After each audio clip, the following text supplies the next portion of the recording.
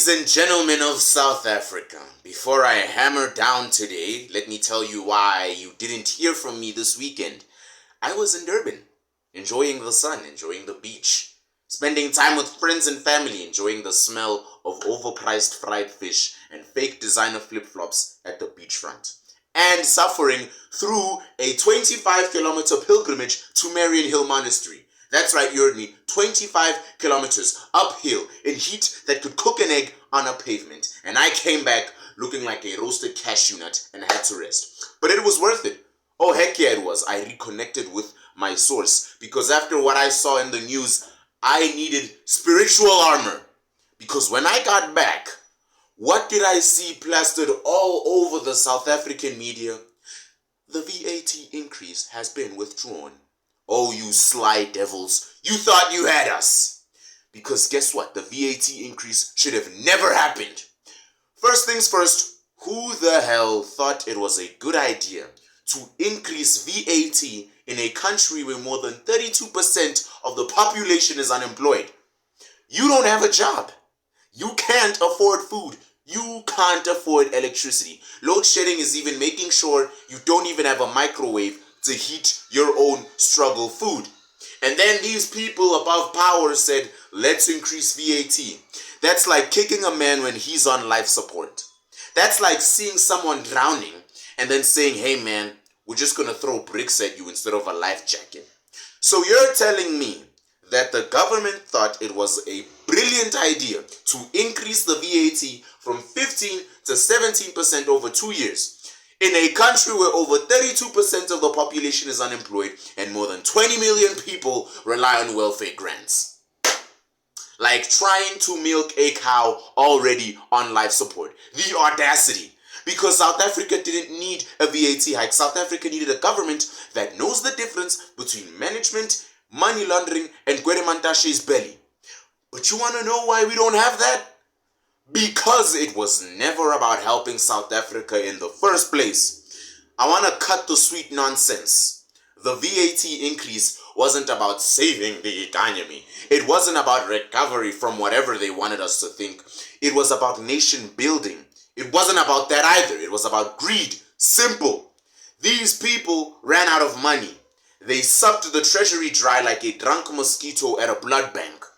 And when the money was finished, instead of cutting their own fat salaries, instead of cutting their own endless luxury car budgets, instead of cutting their 5-star hotel trips overseas, they turned around, looked at you dead in the eye, and said, you, the unemployed citizen, the unemployed guy, the single mom, the goko selling sweets at the taxi rank, you must pay more. Just imagine. It's like your house is on fire. And then instead of calling the fire department, your neighbor comes to you, looks at you dead in the eye and says, listen, my bro, I'm going to just charge you more for oxygen while you burn. That's what the VAT increase was. They burned the economy. They looted everything. And then they wanted us to save the same system they single-handedly destroyed. You want to know what part of this I like? It's like when someone crashes your car and then bills you for petrol they wasted while crashing it. Because they love to blame us, don't we? They love blaming me and you. It's because the people didn't pay enough tax. It's because the people waste water and make all the potholes. Oh, it's because the people don't understand the economy. And I just feel like making them shut the hell up. Because you know who wastes water? Government officials taking 45-minute bubble baths in their presidential guest houses. You know who doesn't understand the economy? The same people who thought bell parts costing 25 million rand was a good deal. Every time someone breaks in this country, it's suddenly our fault.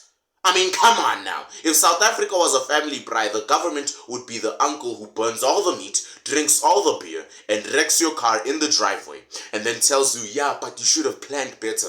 Plan better, my foot. You didn't plan anything. And then you're going to come and criticize me. Now listen carefully. Them withdrawing VAT, the VAT increase is not a win for us. It's a warning.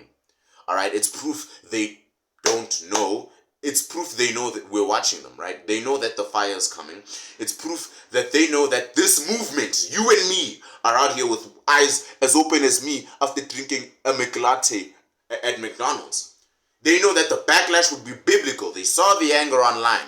They saw the comment section on Facebook. They saw the TikToks.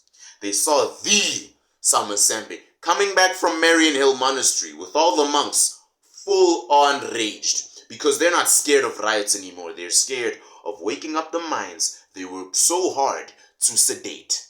And here's the punchline. This is a country where you pay tax for roads and the roads have potholes. Then you pay a fine because your tire burst on that pothole. And then you pay for a permit to fix that tire. And then you pay for tax on the new tire. And they call that progress. This is a country where you pay for electricity and then the electricity disappears. You buy a generator, you pay extra VAT on that generator. And then they tax the petrol you use on that generator. You worked hard to buy because they just want more money. It's madness. It's beautiful. It's poetic. It's madness. Here's the sad part. People are celebrating the VAT cancellation like it's some achievement. We won. We fought back. Any place, anytime. Bro, you're celebrating because the arsonist decided not to pour another can of petrol on the house he already burned down. Have standards, bruv. Don't celebrate when a bully stops punching you once. Celebrate when you knock him on his ass and he never dares to touch you again. Here's the truth the media won't say. The problem is not our tax system. The problem is not our economy either. I know, right? The problem is the mindset of the people running this circus. If you gave these people a golden goose, they'd kill it, sell the feathers, blame you, and then apply for a foreign aid loan because the goose was oppressed. South Africa's biggest crisis is not VAT. It's not unemployment. It's not even crime. It's a crisis of leadership. And because of that, I wanted us to talk about something that nobody's mentioning. Debt. Debt. South Africa isn't just broke because of bad mismanagement. South Africa is broke because we're buried under mountains of debt. And these clowns keep borrowing more. Think about it. If you were in debt, millions of rands deep, would it make sense to borrow more? Throw big parties? Hire Kenny Kunene as your Joburg mayor? Buy new cars? Take luxury trips? Hell nah! You tighten your belt until you were skinny enough to slip through a keyhole. But what does our government do? They keep borrowing. Borrow, borrow, borrow. They go to the IMF. They go to the World Bank. They go to China. They go to any old rich guy with a briefcase and say, please sir, can I have some more? And when those debts come back to bite, who pays? It's us. It's our asses that are bitten. The people. The same unemployed, overtaxed, load-shedded, hungry people. They're not taxing today's money. They're stealing your children's future. They're putting chains around kids who aren't even born yet. Wow. Debt is the silent killer. Debt is the loaded gun pointed at all our heads. And every time they announce some new loan to save the economy, one citizen goes, because all they're really doing is just loading another bullet into the chamber. Now, before some nerd with a calculator and a LinkedIn profile comes crying in my comments saying, Sama, if everybody got good jobs, VAT wouldn't be such a problem because you're exaggerating. And I want to tell you to shut the hell up because you didn't listen to me. Listen, even if by some miracle South Africa woke up tomorrow and everybody had a job, yes, even your cousin who's been starting a business for 7 years, the VAT system would still be a scam. You want to know why? Because VAT punishes the poor and benefits the rich. It's simple math. If you're making 3,500 rand a month and you have to pay VAT on your bread, milk, meat, school, shoes, soap, transport, water buckets, candles because Eskom doesn't work, VAT eats a giant percentage of your ass and your life. You're basically working 2 days a week just to pay government tax on your basic survival. But if you're earning 70,000 rand a month, you barely feel it. It's like a mosquito bite on an elephant. Here's the truth they won't tell you. Only Sambit will. VAT doesn't just raise money.